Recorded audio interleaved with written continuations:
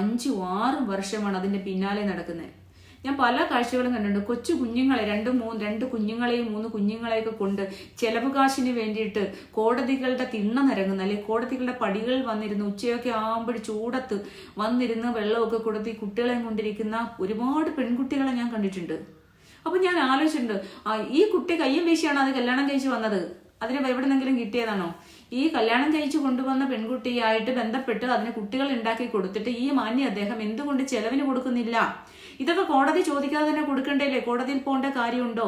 എന്റെ വരുമാനം ഇത്രയാണ്, എനിക്ക് ഒരു മാസം 25,000 രൂപ വരുമാനം കിട്ടും, അതിലൊരു 10,000 രൂപ എന്റെ 2 മക്കൾക്ക് ചെലവിന് കൊടുക്കാം എന്ന് വിചാരിക്കലേ സാധാരണഗതിയിൽ ചെയ്യേണ്ടത്. അതല്ലേ മര്യാദ?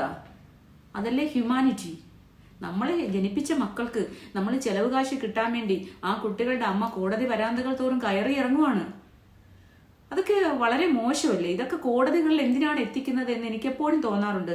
ഈ കോടതികളിൽ എത്തിച്ചാൽ തന്നെ വക്കീലന്മാര്, സാമ്പത്തിക കൂടുതലുള്ള ആൾക്കാരുടെ കൂടെ വലിയ വക്കീലന്മാരുണ്ടാവും, സാമ്പത്തികം കുറഞ്ഞ ആൾക്കാരുടെ കൂടെ സാധാരണഗതിയിലുള്ള വക്കീലന്മാര്, ഞങ്ങളെ പോലുള്ള വക്കീലന്മാര്. സാമ്പത്തികം ഇല്ല എന്ന് സഹായിക്കണമെന്ന് പറയുമ്പോൾ നമ്മളെ പോലുള്ള ആൾക്കാരാണ് സഹായിക്കുന്നത്.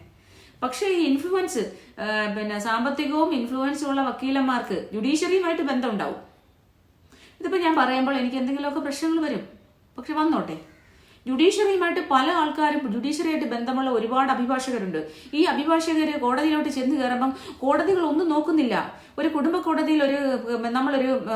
കോടതിയിൽ ഒരു കേസിന് പോകുമ്പോൾ എന്തൊക്കെയാണ് നമുക്ക് വേണ്ടത്? Marriage certificate. ഫസ്റ്റിലെ നമുക്ക് മാരേജ് സർട്ടിഫിക്കറ്റ് അവിടെ പ്രൊഡ്യൂസ് ചെയ്യണം. അല്ലെങ്കിൽ മാരേജ് സർട്ടിഫിക്കറ്റ് വേണം, കല്യാണം കഴിച്ച ഫോട്ടോ വേണം, ഏതെങ്കിലും മാരേജ് സർട്ടിഫിക്കറ്റ്, രജിസ്റ്റർ മാരേജ് ആയാലും ഏതെങ്കിലും ഒരു മാരേജ് സർട്ടിഫിക്കറ്റ്, അമ്പലത്തിലെ ആയാലും പള്ളിയുടെ ആയാലും ഏതെങ്കിലും ഒരു മാരേജ് സർട്ടിഫിക്കറ്റ് പ്രൊഡ്യൂസ് ചെയ്യണം എന്നുള്ളതാണ് ഒരു ഫാമിലി കോടതിയിൽ ഒരു കേസ് ഫയൽ ചെയ്യുമ്പോൾ ആദ്യം വേണ്ടത്. ഇതൊന്നുമില്ലാതെ ഒരു മാരേജ് സർട്ടിഫിക്കറ്റ് പ്രൊഡ്യൂസ് ചെയ്യുകയോ യാതൊരു തരത്തിലുള്ള വിവാഹത്തിൻ്റെതായിട്ടുള്ള യാതൊരു തരത്തിലുള്ള രേഖകളും പ്രൊഡ്യൂസ് ചെയ്യുകയോ പിന്നെ ഒരു ഫോട്ടോ പോലും പ്രൊഡ്യൂസ് ചെയ്യാതെ ഫാമിലി കോടതിയിൽ കേസ് എടുത്തു വെക്കുകയാണ്. ഇത് ആരുടെ ഇൻഫ്ലുവൻസ് ആണ്? ഇത് ജുഡീഷ്യറി ആയിട്ടോ അല്ലെങ്കിൽ ഈ ഒരു ജുഡീഷ്യറിയുമായിട്ട് ബന്ധപ്പെട്ട് നിൽക്കുന്ന ആൾക്കാരുമായിട്ടുള്ള ഇൻഫ്ലുവൻസിലെങ്കിൽ കേസ് എടുത്തു വെക്കുവാണ്.